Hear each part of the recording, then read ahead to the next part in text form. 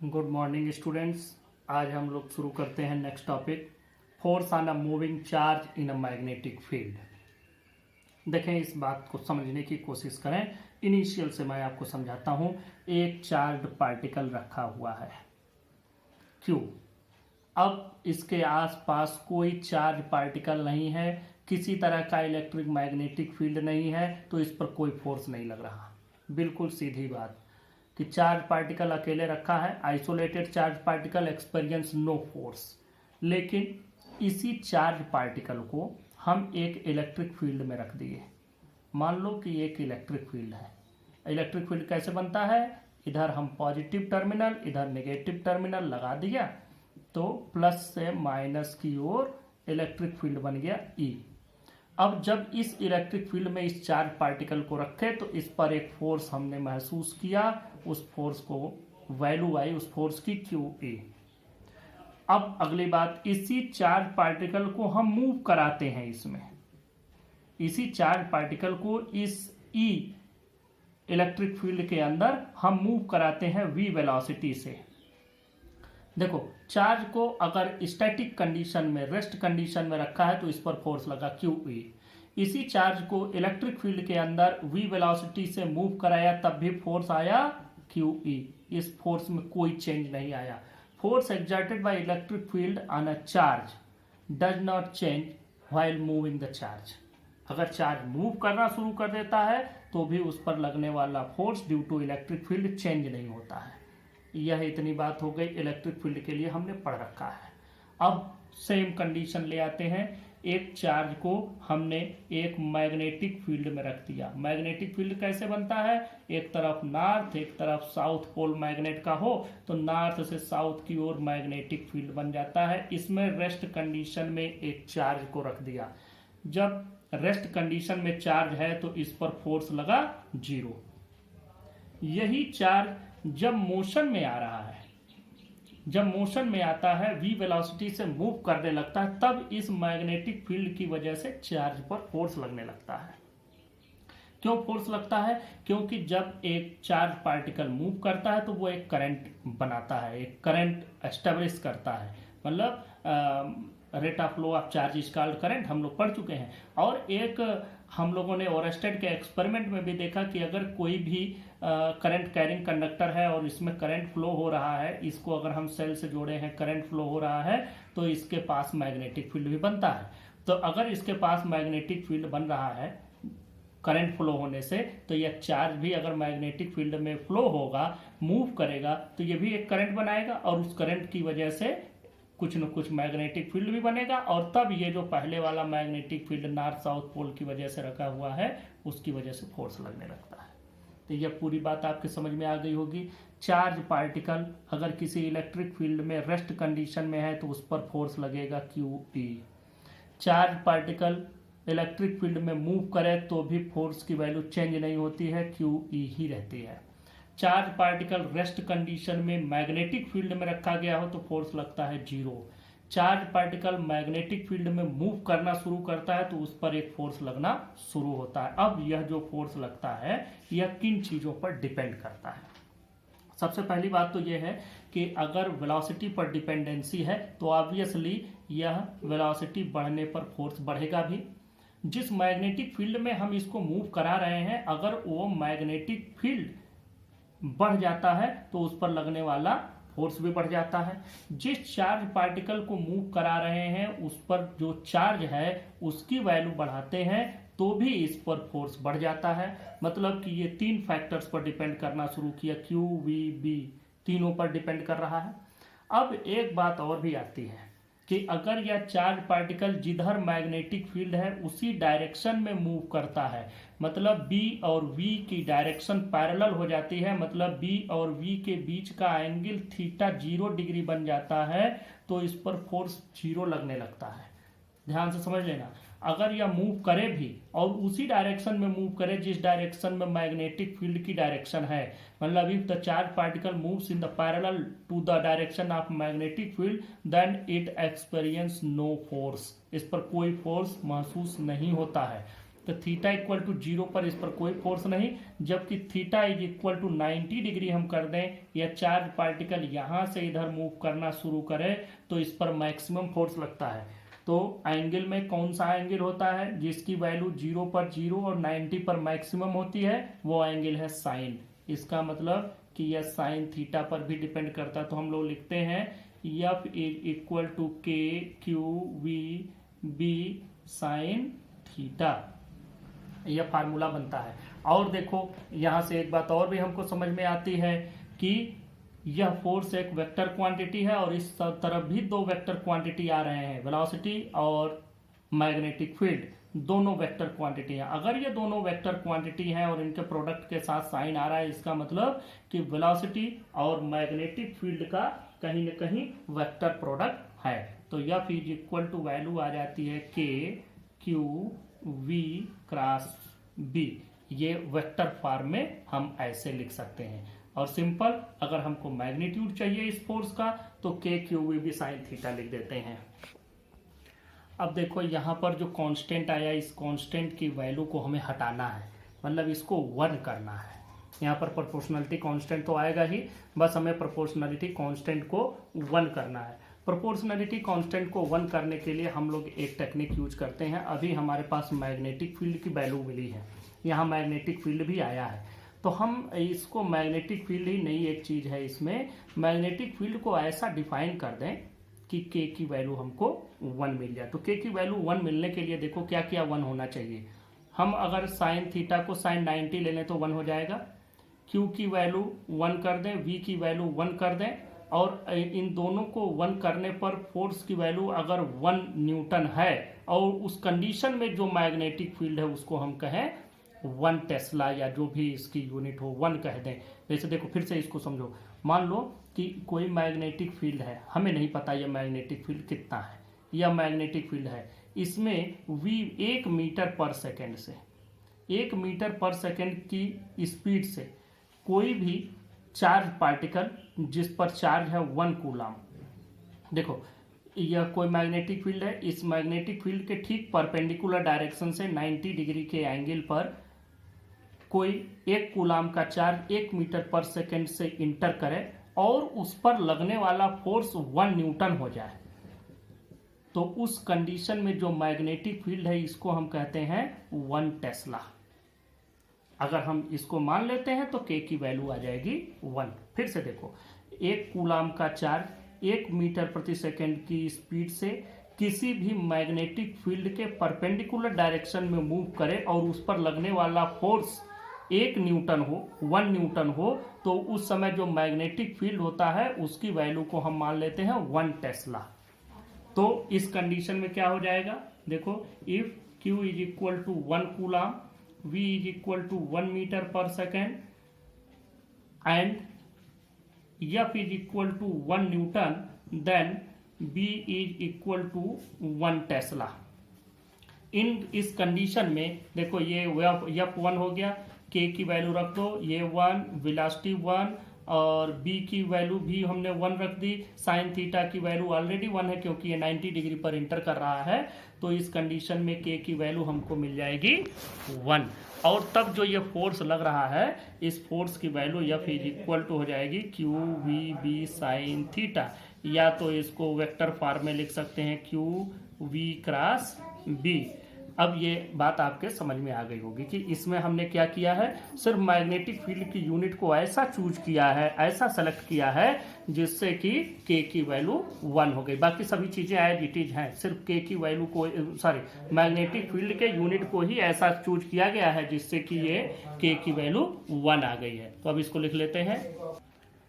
यहाँ से देखें, the electric charges moving in a magnetic field experience a force F, where force F is directly proportional to the magnitude of magnetic field B, charge directly proportional to the charge Q, and directly proportional to the component of velocity V in the perpendicular direction of magnetic field, that is V sin theta। अब देखो यहाँ हम लिख देंगे F is पहले लिख लेते हैं डायरेक्टली प्रोपोर्शनल टू, ये देखो B Q V sin theta, और F इज इक्वल टू हो जाएगा K अब इसको एक थोड़ा लाइन में लिख लेते हैं, q we B sine theta. ये वैल्यू आई where theta is equal to angle between v and B. Velocity vector और मैग्नेटिक फील्ड के बीच का एंगल है। तो अब यहाँ पर ये वैल्यू मिली, और इन द अब पहले हम लोग इसको के की यूनिट को डिफाइन कर लेते हैं।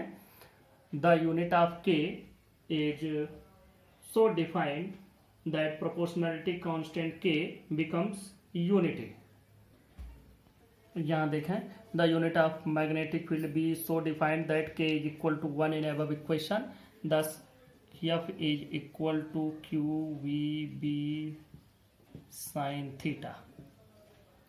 This is the magnitude of force, and in the vector form we can write it. F is equal to QV cross B. अब अगर क्रॉस प्रोडक्ट आ रहा है तो आप डायरेक्शन जानते ही हैं कैसे निकालते हैं। जैसे ये क्रॉस बी की डायरेक्शन निकालते हैं, ए और बी दो वेक्टर हों और इनका क्रॉस प्रोडक्ट लिया जाए तो ए से बी की ओर ऐसे परपेंडिकुलर डायरेक्शन में एक स्क्रू ड्राइवर को ए से बी की ओर घुमावें तो ये डाउनवर्ड डायरेक्शन में perpendicular to the plane in which A B exist हमको मिलता है डायरेक्शन। तो इस तरह से बी से बी की ओर घुमाएंगे तो इसकी डायरेक्शन मिल जाएगी राइट हैंड स्क्रू रूल से। और भी तरीके हैं, we will discuss it later. ये आपको इसकी डायरेक्शन मिल गई, force in the vector form. अब इसमें केसेज भी आप लिख सकते हैं। केस वन में हम लोग बात करते हैं कि when V and B are parallel. पहले तो बात करते हैं कि if V is equal to 0 then F is equal to 0। इसका मतलब कि चार्ज पार्टिकल जो हम ले रहे हैं अगर हम उसको रेस्ट में कर देते हैं तो उस पर कोई फोर्स नहीं लगता है। केस 2 की बात करते हैं। केस 2 में है if theta is equal to 0 degree और theta is equal to 180 degree then F is equal to 0। मतलब कि अगर मैग्नेटिक फील्ड इस डायरेक्शन में है, यह बी की डायरेक्शन है, अब पार्टिकल इस डायरेक्शन में मूव करे चाहे पार्टिकल इस डायरेक्शन में मूव करे, इधर से इधर जाए चाहे इधर से इधर जाए, दोनों ही केसेज में इस पर कोई फोर्स नहीं लगेगा। तो इसको भी आप लिख सकते हैं। केस 2 में 10 चार्ज पार्टिकल मूविंग पैरेलल और anti parallel to the magnetic field does not experience any force. अब एक थर्ड केस ले लेते हैं, when theta is equal to, case 3 की बात करते हैं। If theta is equal to 90 degree then F is equal to Q we B sine 90 degree और इसकी वैल्यू हो जाएगी Q we B. This is the maximum force. इसका मतलब अ चार्ज्ड पार्टिकल, इसका मतलब ये हो जाएगा a charged particle moving perpendicular to the magnetic field experience maximum force. Thus, a charged particle moving perpendicular to the magnetic field experiences the maximum force. अगला topic है force on a moving charge in a uniform magnetic and electric fields. इसी force को Lorentz force भी कहते हैं। अब देखो, अभी मैंने बताया कि अगर एक चार्ज स्टैटिक कंडीशन में रखा है, इसके अगल बगल कोई चार्ज कोई फील्ड नहीं है तो इस पर कोई फोर्स नहीं लगेगा। लेकिन अगर इलेक्ट्रिक फील्ड है तो मान लो ई इलेक्ट्रिक फील्ड है तो इस पर एक फोर्स लगेगा क्यू ई। अब अगर ये चार्ज मोशन में आ जाए तो भी इलेक्ट्रिक फील्ड की वैल्यू, इलेक्ट्रिक फोर्स की वैल्यू क्यू ई ही रहेगी। अब अगर इसी के साथ मान लो यहाँ मैग्नेटिक फील्ड भी हो तो उस पर एक और फोर्स लगेगा Q we B sine theta. तो इसका मतलब कि अगर इलेक्ट्रिक और मैग्नेटिक दोनों फील्ड किसी जगह पर एग्जिस्ट कर रहे हों तो उस पर दो फोर्स काम करेंगे, एक इलेक्ट्रिक फोर्स और दूसरा मैग्नेटिक फोर्स, और जो टोटल फोर्स आएगा उसी फोर्स को हम कहते हैं लॉरेंज फोर्स। इसकी डेफिनेशन लिखते हैं।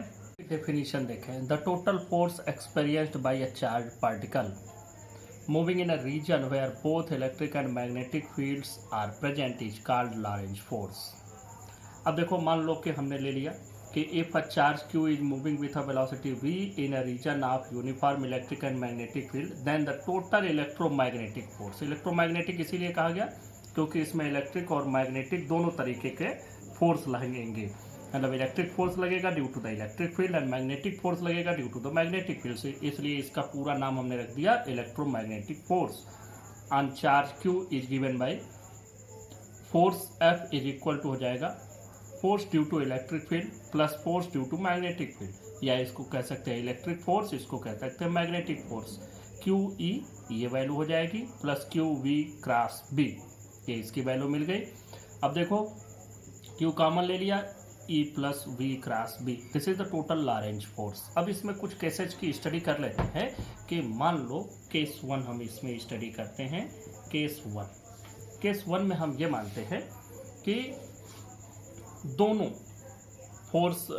फील्ड मतलब इलेक्ट्रिक फील्ड, मैग्नेटिक फील्ड और वेलोसिटी, इसमें 3 वेक्टर क्वांटिटी आपको दिख रही है, इलेक्ट्रिक फील्ड, मैग्नेटिक फील्ड और वेलोसिटी। अगर ये तीनों को लीनियर हो, एक ही डायरेक्शन में हो, तब क्या होगा। अब हम लोग इसको लिख लेते हैं। देखें, if V E and B all the three, देखो यहाँ E V B सब एक लाइन में है, all three are collinear, then F की वैल्यू क्या हो जाएगी, QE तो ऐसे ही रहेगा प्लस QVB साइन क्या हो जाएगा, V और B के बीच का एंगल ही लेते हैं, तो अब दोनों पैरेलल हो गए या एंटी पैरेलल भी हो सकते हैं, ये B और V ऐसे हो सकते हैं या V इधर भी हो सकता है। दोनों ही केसेज में साइन 0 हो या साइन 180 हो, in both the cases we get 0। इसका मतलब force due to magnetic field will be 0 and the total force will be QE। And in this condition अगर हम लोग इसको इसमें मान लें कि जो चार्ज पार्टिकल है उसका मास m है और उसका एक्सेलरेशन a है, तो m में इज इक्वल टू QE। और देखो यहाँ से अगर हम एक्सेलरेशन कैलकुलेट करें तो हमको क्या मिलेगा, acceleration will be QE divided by m। और इसका मतलब ये हो गया कि इस समय उस चार्ज पार्टिकल में एक्सेलरेशन भी होगा और वह एक्सेलरेटेड मोशन में होगा। और एक्सेलरेशन किस डायरेक्शन में होगा, जिस डायरेक्शन में इलेक्ट्रिक फील्ड है। अब देखो एक्सेलरेशन है मतलब उसकी वेलोसिटी चेंज हो रही है, मतलब उसका मोमेंटम चेंज हो रहा है, मतलब उसकी काइनेटिक एनर्जी चेंज हो रही है। क्यों, क्योंकि kinetic energy is equal to आप क्या लिखते हैं, half mv square, v change होगा तो k चेंज हो जाएगा।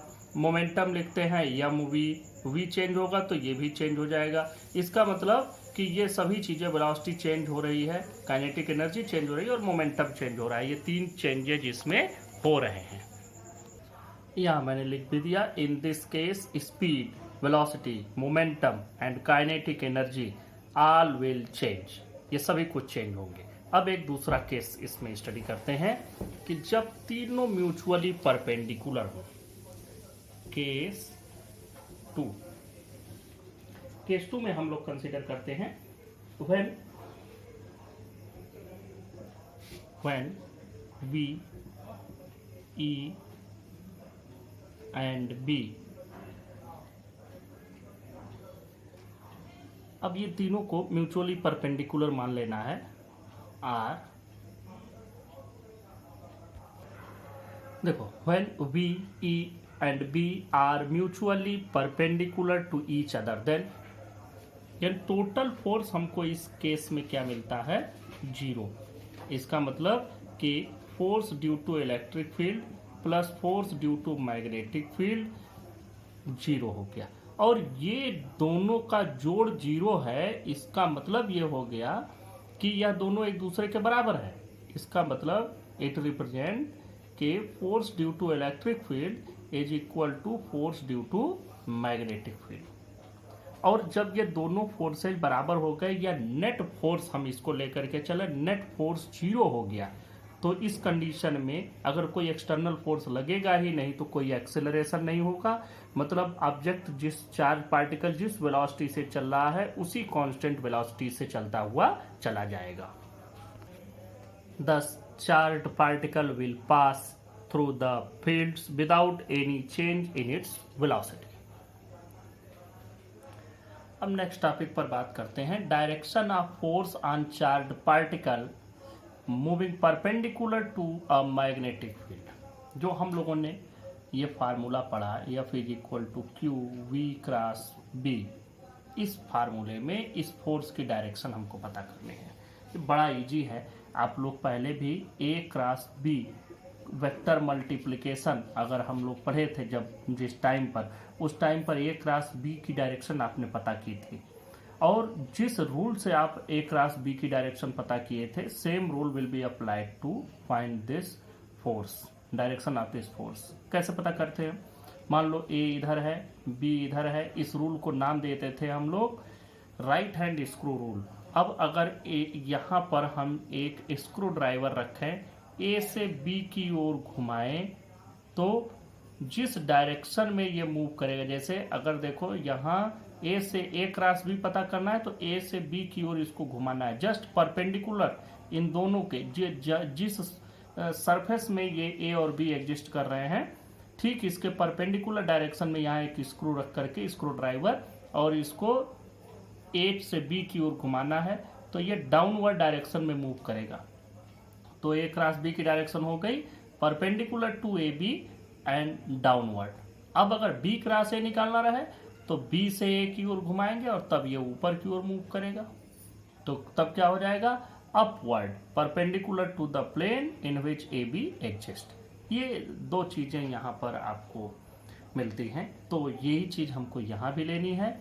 जिस डायरेक्शन से ये आ रहा है V और B, V से B की ओर हमको मूव कराना है और just perpendicular to both the direction, मतलब अगर V मान लो इधर है और B मान लो इधर है, ये V हो गया ये B हो गया, तो हमें V से B की ओर मूव कराना है ऐसे।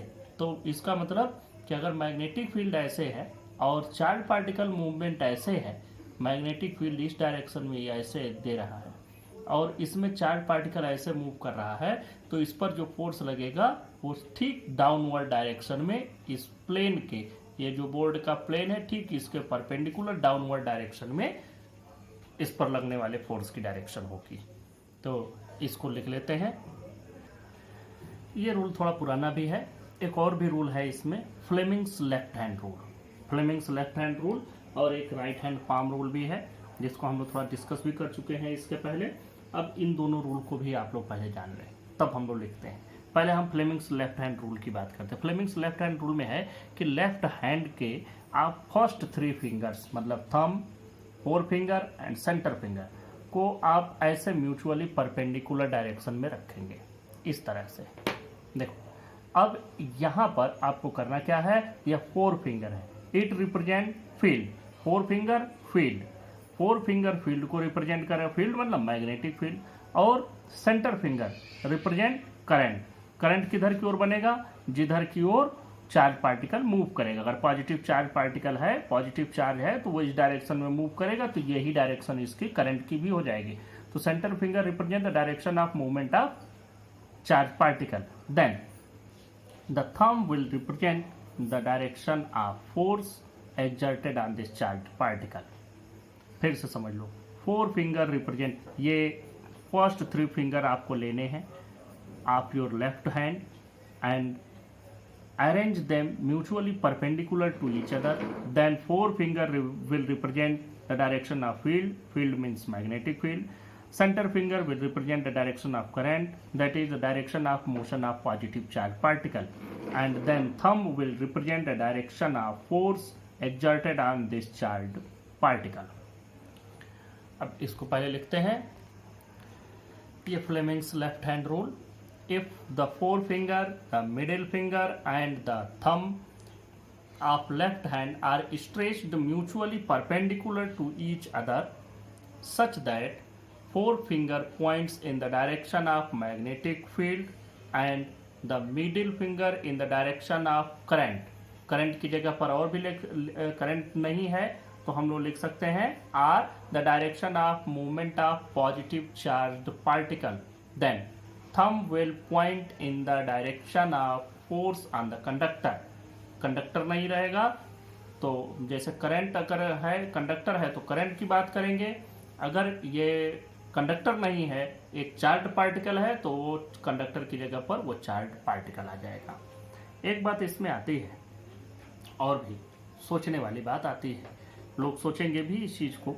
अब देखो, अगर इसको हमने इस तरह से रखा है, ये लेफ्ट हैंड के तीनों फिंगर्स हमने इस तरह से रखे म्यूचुअली परपेंडिकुलर, इस कंडीशन में ये डायरेक्शन ऑफ वेलोसिटी है, ये 4 फिंगर फील्ड हो गया, ये बताएगा कि इस डायरेक्शन में फोर्स लगेगा। अब मान लो ये तो डायरेक्शन ऑफ वेलोसिटी है, किसकी वेलोसिटी? पॉजिटिव चार्ज पार्टिकल की। अब मान लो पॉजिटिव चार्ज नहीं है, नेगेटिव है, नेगेटिव है, तब क्या होगा? तब तो ये डायरेक्शन इसके अपोजिट हो जाएगी। अगर ये इसके अपोजिट हो गई तो ये फोर्स जो इस डायरेक्शन में था ये जस्ट अपोजिट हो जाएगा। अगर ये अपवर्ड था तो ये डाउनवर्ड हो जाएगा।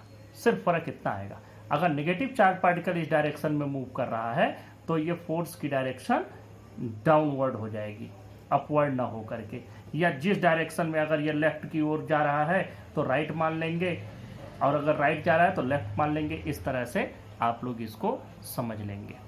ये डायरेक्शन पॉजिटिव चार्ज के मूवमेंट की है। अगर इस डायरेक्शन में नेगेटिव चार्ज चल रहा हो तो उस पर लगने वाला फोर्स जस्ट ऐसे डाउनवर्ड हो जाएगा, बाकी सारी चीजें वही रहेंगी। तो ये हो गया आपका फ्लेमिंग्स लेफ्ट हैंड रूल। अब बात करते हैं, एक दूसरा रूल भी इसमें है, राइट हैंड पाम रूल। उसमें देखो क्या कहा जाता है, उसमें यह कहा जाता है कि अगर हम अपने राइट हैंड के पाम को इस तरह से रखें कि जो फिंगर्स हैं, fingers represent the direction of field, fingers represent the direction of field, और जो थंब है ये रिप्रेजेंट करता है डायरेक्शन ऑफ मोशन, या इस डायरेक्शन में करंट हो या पॉजिटिव चार्ज के चलने की डायरेक्शन हो। तो the direction in which we push from this palm, इसके पुश करने की डायरेक्शन में फोर्स की डायरेक्शन होगी। तो ये राइट हैंड पाम रूल हो गया। राइट हैंड पाम रूल भी लिख लेते हैं। अब ये सेकंड रूल देखें, right hand palm rule number 2। ये राइट हैंड पाम रूल में एक रूल और आता है, इसलिए नंबर 2 लिख दिया गया है। वैसे सिंपल भी आप लिख सकते हैं राइट हैंड पाम रूल। देखो, if we stretch our right hand palm such that the thumb points in the direction of current, current ना हो तो इन or velocity of positive charge, इसकी डायरेक्शन हो, and stretched fingers in the direction of magnetic field, then palm faces towards the force on conductor, conductor या चार्ज। अगर हम कंडक्टर लिए हैं तो करंट लेंगे, अगर वेलोसिटी लिए हैं तो हम चार्ज की बात करेंगे। तो ये 2 रूल हो गए। इन 2 रूल से आप ये पता कर लेंगे कि किस डायरेक्शन में फोर्स लग रहा है मैग्नेटिक फील्ड में अगर कोई चार्ज पार्टिकल मूव करे तो।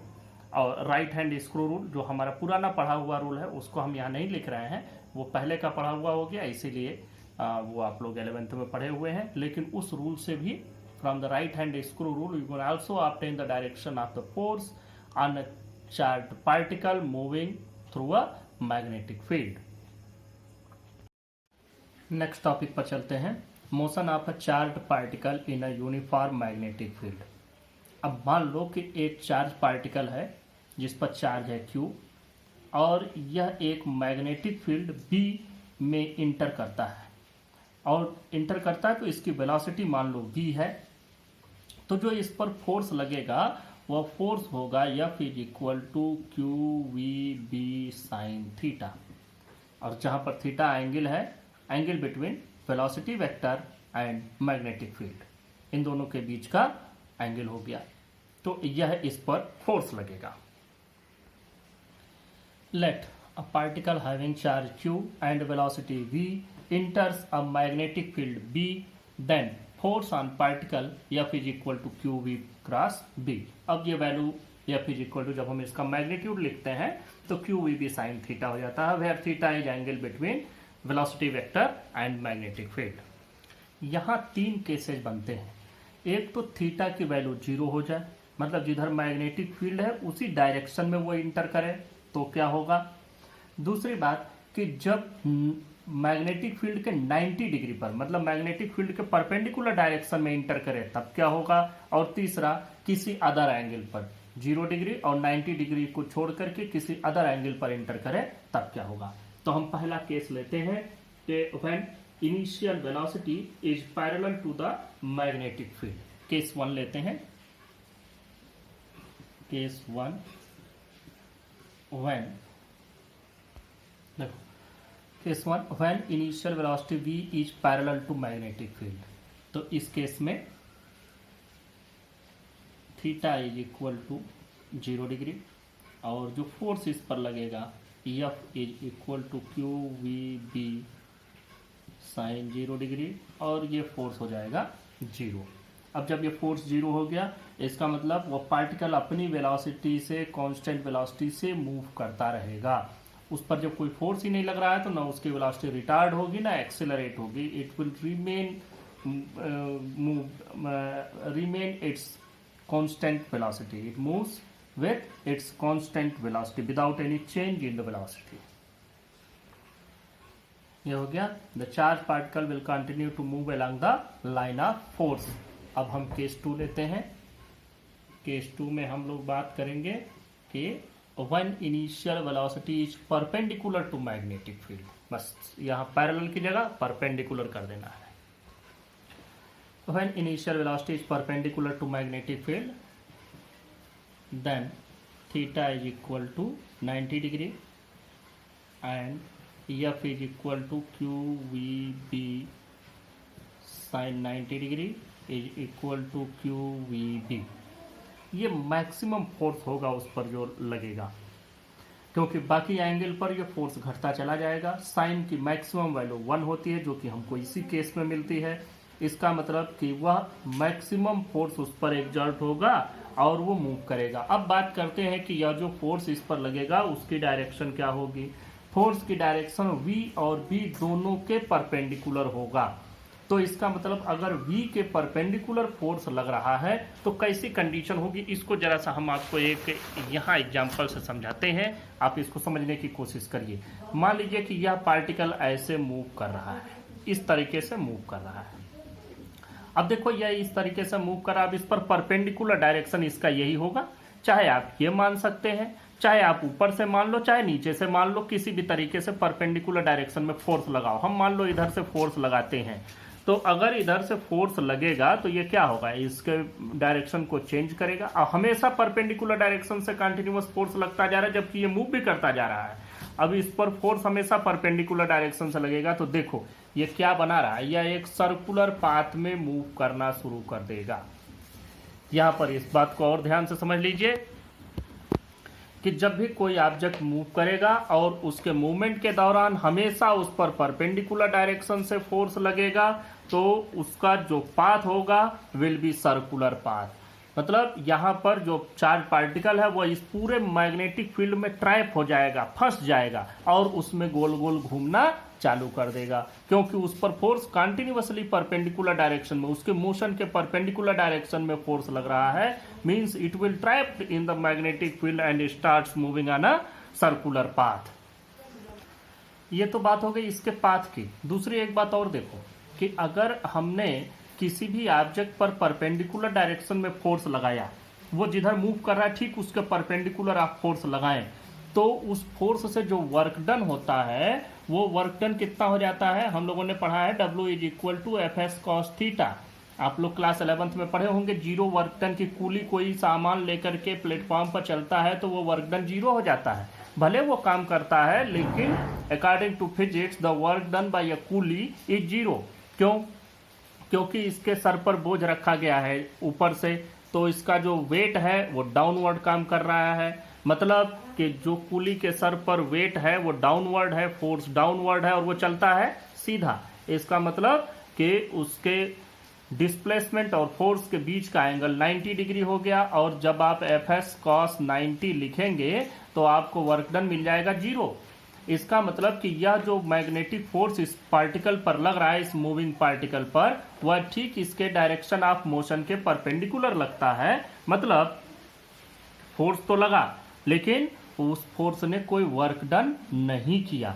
और अगर कोई वर्क डन नहीं किया तो इसका मतलब कि वह इसकी स्पीड में कोई चेंज नहीं करेगा, इसकी काइनेटिक एनर्जी में कोई चेंज प्रोड्यूस नहीं करेगा। तो क्या होगा, वह जिस पार्टिकल जिस वेलोसिटी से आया था उसी वेलोसिटी से ट्रैप होकर के सर्कुलर पाथ पर मूव करता रहेगा। ऐसे सर्कुलर पाथ पर इस तरह से वो मूव करता चला जाएगा, मतलब सर्कुलर पाथ में ट्रैप हो जाएगा, इस तरह से उसी में मूव करेगा। देखो यहाँ हमने लिख दिया कि ये मैक्सिमम फोर्स है। Since the direction of force is perpendicular to its velocity, thus work done by force W equal to Fs cos 90 equal to 0 and this force does not change kinetic energy or speed of the particle.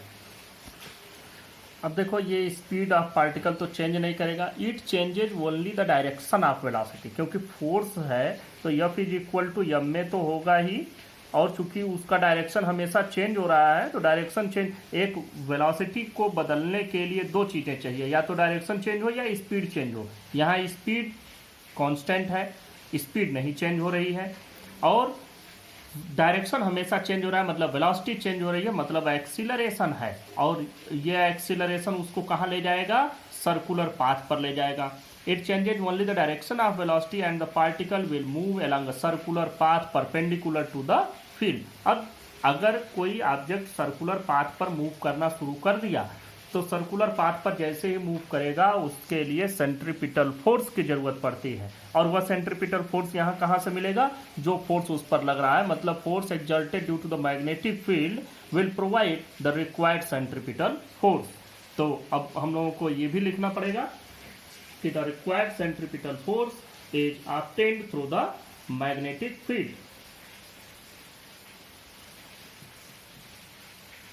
Thus, magnetic force provides the required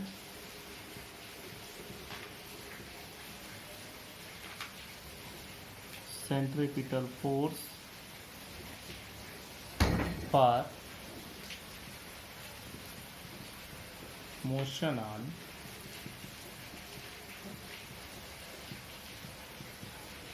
circular path. अब यहाँ पर देखो कि जो required centripetal force होगा वो इसी से मिलेगा, मतलब कि हमारे पास क्या है, हमारे पास है F is equal to QVB।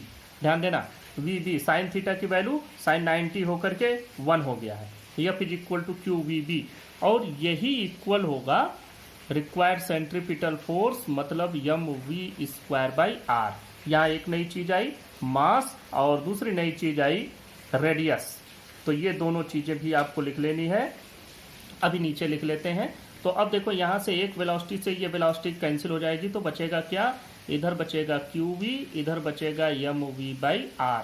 तो यहाँ से अगर हम चाहें तो radius of the circular path can be obtained through mv by QB।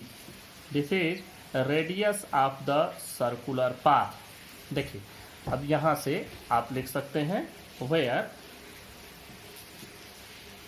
m is equal to mass of charged particle and r is equal to radius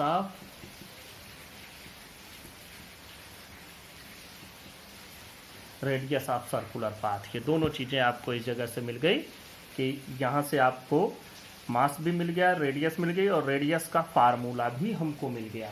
अब इस radius के फार्मूले के थ्रू हम चाहें तो वेलोसिटी भी पा सकते हैं। खैर वेलोसिटी तो ऑलरेडी गिवन है, अगर वेलोसिटी न हो और सर्कुलर पाथ की रेडियस हमको मालूम हो तो we can easily obtain the velocity through this formula. अब यहाँ एक चीज़ और भी समझो, जो यहाँ Q बाई यम की वैल्यू है, Q बाई यम हमें बताता है, जैसे अगर हम लोग थोड़ा और आगे पढ़ेंगे तो हमें पता चलेगा Q बाई यम को कहते हैं स्पेसिफिक चार्ज। इसको एक अलग से नाम दिया जाता है स्पेसिफिक चार्ज, मतलब charge to the mass ratio is known as specific charge. तो हम देखें कि यहाँ specific charge Q by M inverse में दिया गया है, तो हम लिख सकते हैं नीचे अगर यम को भेजें तो क्यू बाई यम नीचे आ जाएगा।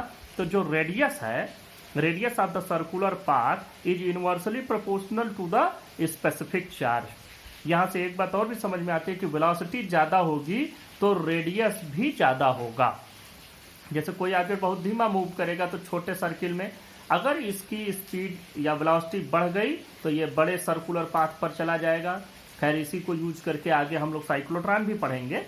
और अगर मैग्नेटिक फील्ड की वैल्यू ज़्यादा है तो रेडियस की वैल्यू कम आएगी। ये सारी बातें आपको यहाँ से समझ में आ जाएंगी, किसके डायरेक्टली प्रोपोर्शनल, किसके इनवर्सली प्रोपोर्शनल। यहाँ से हम लोग कुछ चीज़ें और भी समझ सकते हैं। उन चीज़ों में जैसे देखो, अब यह जिस पाथ पर मूव कर रहा है वह पाथ तो आर रेडियस का सरकमफेरेंस होगा, आर रेडियस का कोई सर्कुलर पाथ होगा। तो अब जब इस सर्कुलर पाथ पर मूव कर रहा है तो यह टोटल पाथ क्या कवर कर रहा है, एक पूरे रिवोल्यूशन में, एक पूरे चक्कर में, एक चक्कर में यह मूव करेगा 2 पाई आर। और किस वेलोसिटी से मूव कर रहा है, v वेलोसिटी से मूव कर रहा है। तो हम 2 पाई आर बाई वी मतलब कि time is equal to distance by velocity करके हम लोग इसके मूवमेंट का टाइम पीरियड भी पा सकते हैं। तो इसको हम लोग नेक्स्ट इसे आगे अब इसको भी डिस्कस कर लेते हैं। How can we find the period of revolution. देखो रेडियस का फार्मूला है हमारे पास। अब अगर यहाँ से हम वेलोसिटी का फार्मूला कैलकुलेट करें तो मिल जाएगा v इज इक्वल टू ये Q B are divided by M, this is the velocity. अब अगर हम पीरियड ऑफ रिवोल्यूशन कैलकुलेट करें, पीरियड ऑफ रिवोल्यूशन का मतलब the time taken to complete one revolution. Period of revolution t is equal to हो जाएगा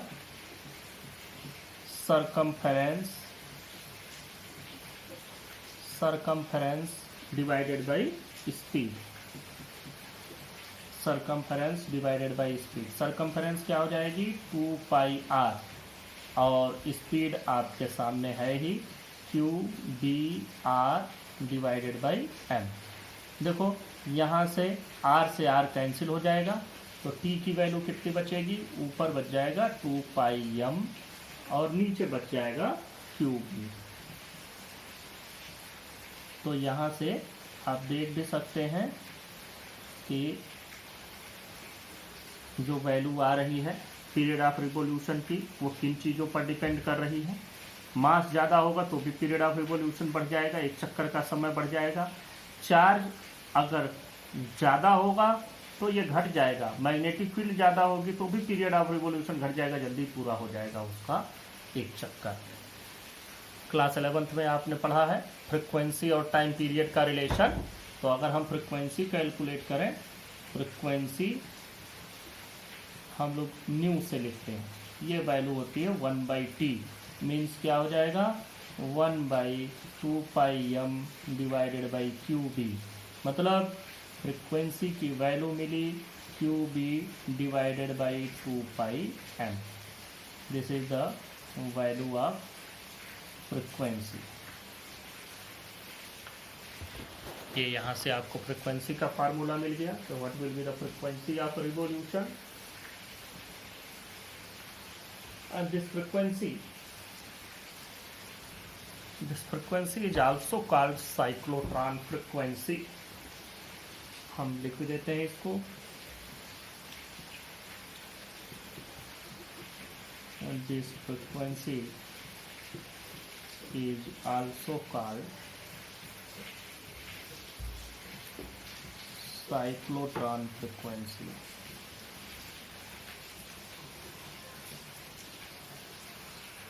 ये 2 cases हमारे कंप्लीट हुए। अब हम केस 3 पर चलते हैं। देखें यह फिगर भी आपको AC सेकेंड केस में बना लेना है।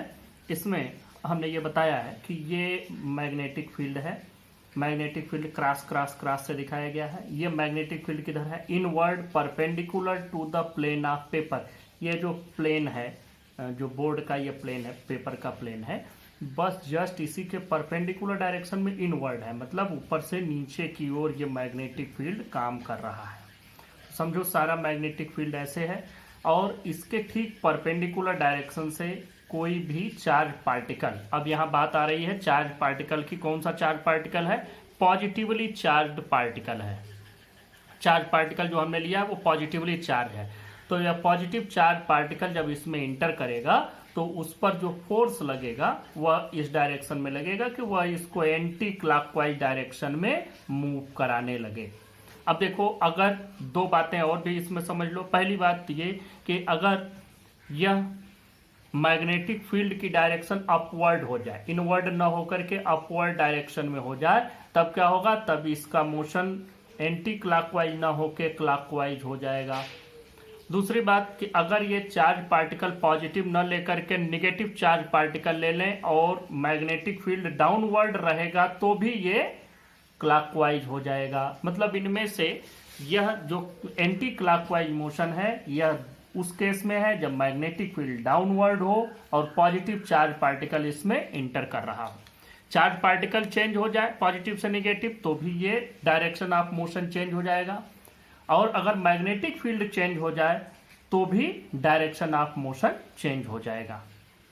अब देखो अगली बात चलते हैं कि जब यह इसमें मूव करता है तो इस पर फोर्स हमेशा इनवर्ड डायरेक्शन में, इसके मोशन के जैसे यहां से इंटर किया तो इस पर फोर्स अंदर की ओर लगा, इसके जस्ट परपेंडिकुलर, तो ये टर्न होता चला गया, टर्न होके यहाँ पहुंचा। अब हर एक जगह पर फोर्स जस्ट इसके डायरेक्शन ऑफ मोशन के परपेंडिकुलर है, तो इसलिए यह इसको सर्कुलर पाथ पर ले जाता है।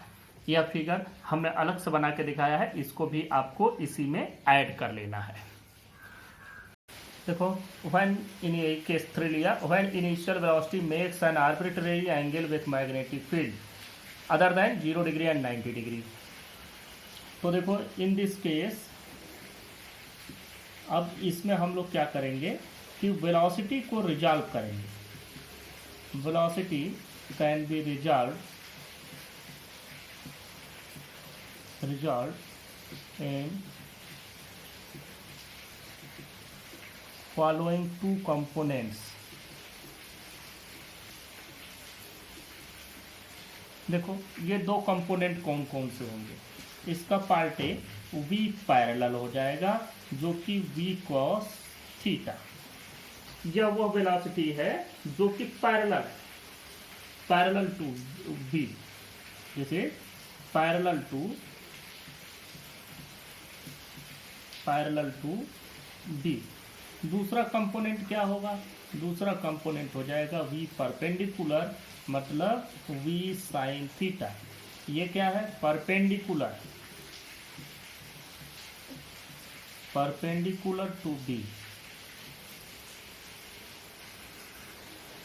अब यहां पर देखो क्या हो जाएगा, मान लो कि ये हम पूरा डायरेक्शन बना देते हैं। मान लो कि डायरेक्शन ऑफ b ये इस डायरेक्शन में है, हम लोग फोकस हो जाते हैं इस पर। देखो this is the direction of b और यह इसके परपेंडिकुलर डायरेक्शन हो गया।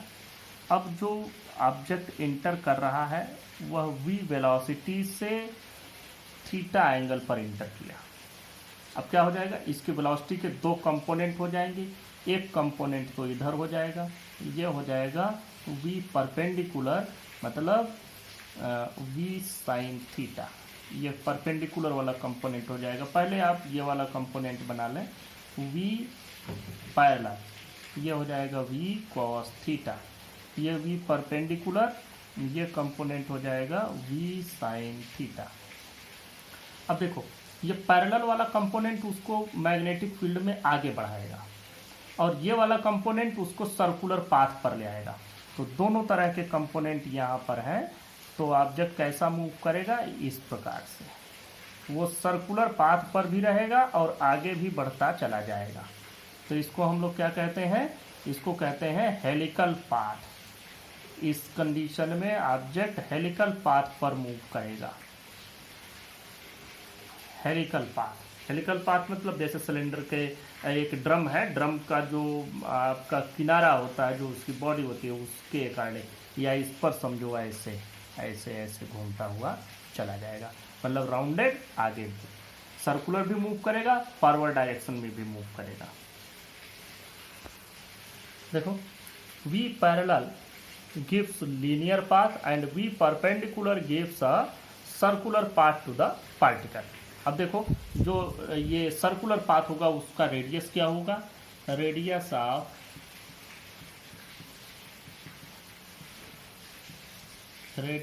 Circular path R is equal to M V perpendicular, क्योंकि यही उसको सर्कुलर पाथ दे रहा है, डिवाइडेड बाई क्यू बी, या हम लोग लिख सकते हैं m v sine theta divided by Q B, जैसे the radius of the circular path. अब जो पीरियड ऑफ रिवोल्यूशन होगा वो तो आपका वही रहेगा, पीरियड ऑफ रिवोल्यूशन। अभी हमने पीरियड ऑफ रिवोल्यूशन का फार्मूला डिराइव किया था, उस फार्मूले से T is equal to 2 pi M divided by Q B, ये फार्मूला मिला था। अब देखो एक पीरियड में जैसे ही या एक सर्कुलर पाथ लेगा उतने ही देर में थोड़ा सा मैग्नेटिक फील्ड के डायरेक्शन में भी मूव करेगा, तो हम लोग वो डिस्टेंस में निकाल लेते हैं कि the distance travelled by particle during one revolution, linear distance covered by particle in the direction of magnetic field during one circular revolution is called pitch of helical path। अब देखो ये पिच की value कितनी हो जाएगी, pitch is equal to, चूँकि हमको distance निकालना है इसको पी से रिप्रेजेंट करते हैं, तो हमको लीनियर डिस्टेंस है तो टाइम लेना है, तो distance is equal to velocity into time, ये फार्मूला आपका पहले से पढ़ा हुआ है। और जो वेलोसिटी होगी वो कौन सी होगी, वेलोसिटी होगी v पैरेलल, क्योंकि इसी v पैरेलल से ये आगे चल रहा है, v पैरेलल इनटू t, तो v पैरेलल की वैल्यू कितनी हो जाएगी v cos थीटा, और t की value 2 pi m divided by Q B. तो यहाँ से आप ये वैल्यू कैलकुलेट कर सकते हैं, ध्यान से देखें, पिच की वैल्यू हो जाएगी, pitch p is equal to 2 pi M V cos theta divided by Q B, this is the formula for pitch of the helical path. Next topic पर चलते हैं, वेलोसिटी सेलेक्टर और वेलोसिटी फिल्टर। देखो पहले इसको पूरा समझाने के पहले मैं तुम्हें एक चीज़ समझा दूं कि बहुत जगहों पर हमें ऐसे रिक्वायरमेंट होती है कि जैसे हमें इलेक्ट्रॉन बीम की ज़रूरत है, कि इलेक्ट्रॉन बीम की ज़रूरत है या इलेक्ट्रॉनों की ज़रूरत है, और वो इलेक्ट्रॉनों की वेलोसिटी इतनी होनी चाहिए, ऐसी रिक्वायरमेंट आती है कि इस वेलोसिटी के इलेक्ट्रॉन चाहिए हमको। बहुत सारे जनरली जो न्यूक्लियर रिएक्शंस होते हैं और इस तरह के बहुत सारे एक्सपेरिमेंट्स होते हैं जिनमें हमको कि मूविंग इलेक्ट्रॉन्स की ज़रूरत होती है, और पर्टिकुलर वेलोसिटी रेंज हमको मालूम रहती है कि इस रेंज की वेलोसिटी हो इन इलेक्ट्रॉन्स की, ऐसे ही इलेक्ट्रॉनों की हमको ज़रूरत है।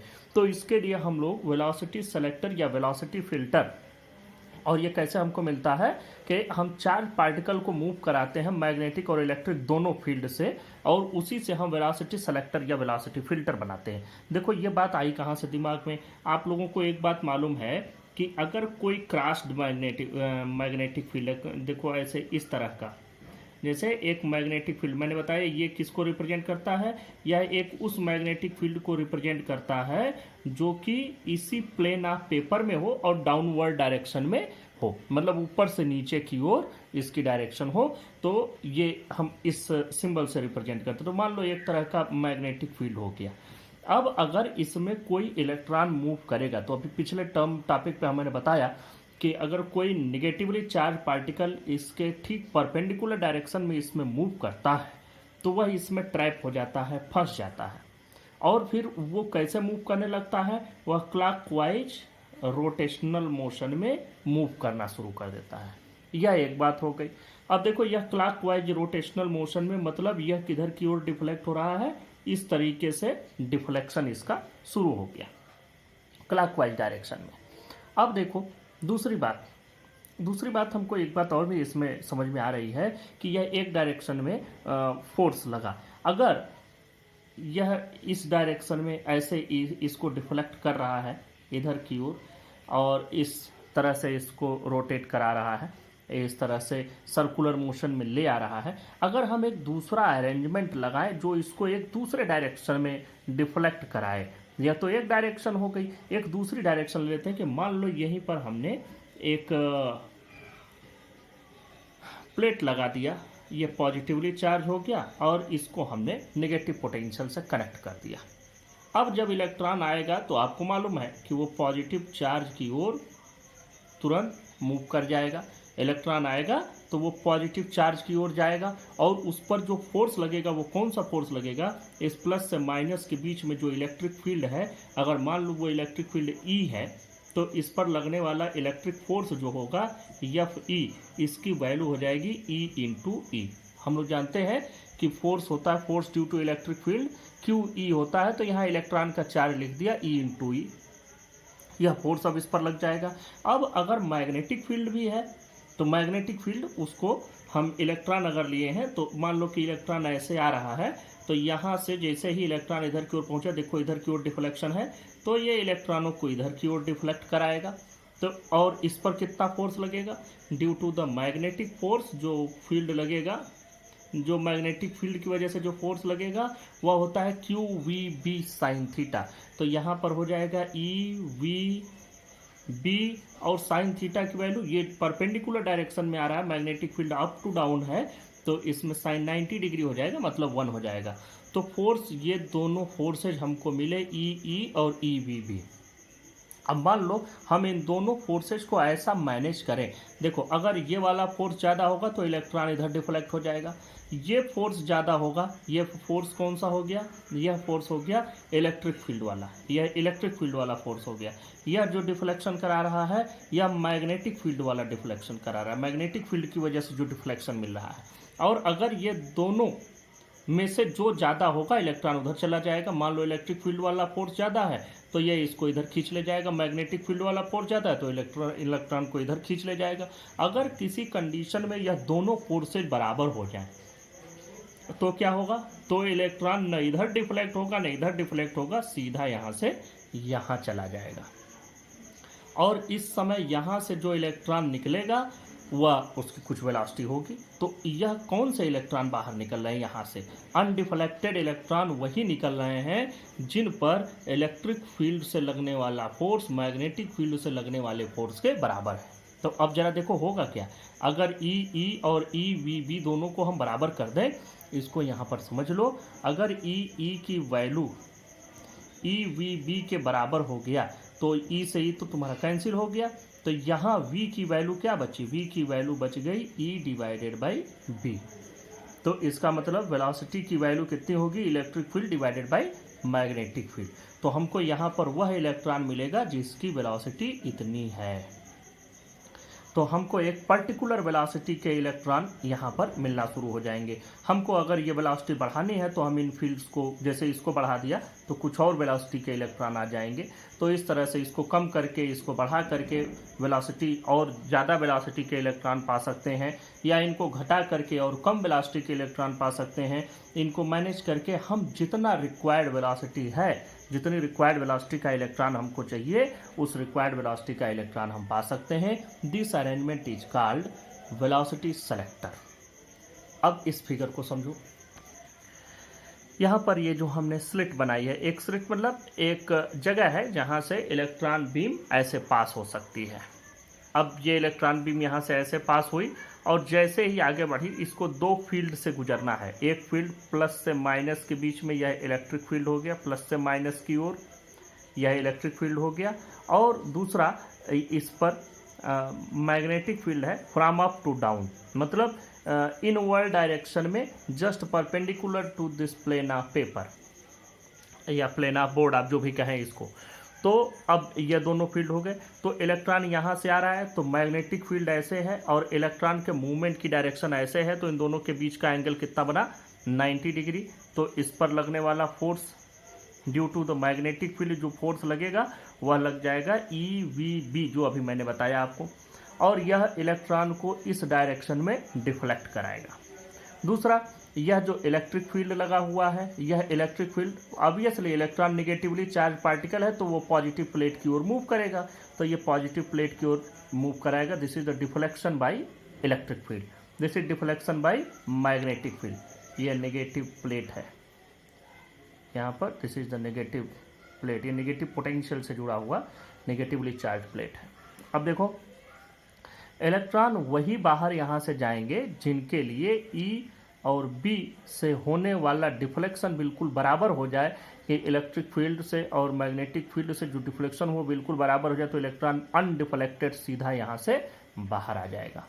This is velocity selector. अब इस टॉपिक को पूरा हम लिख देते हैं, एक्सप्लेन कर देते हैं।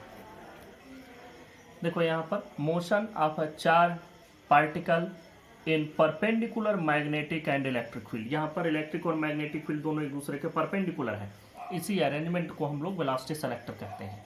अब क्या लिखा है, suppose a negatively charged beam of total charge -q, उसका टोटल चार्ज जो उसमें है वो -q है, travelling horizontally with velocity v is allowed to pass through a region in which perpendicular electric and magnetic field exist. दोनों field से exist कर रहा है परपेंडिकुलर, मतलब एक अप टू डाउन है तो दूसरा इधर से है। तो the electric field deflects electrons in upward direction and magnetic field which is inward perpendicular to the plane of paper deflects the electrons in downward direction. अब देखो, इसमें कौन से इलेक्ट्रॉन बाहर निकलेंगे, only those electrons will pass undeflected through the slit S2। S2 slit मैंने अभी आपको दिखाया, आप फिगर अभी कर देते हैं, आप बना लेंगे। स्लिट S2 का मतलब जो एग्जिट गेट है, on which the electric and magnetic forces are equal and opposite.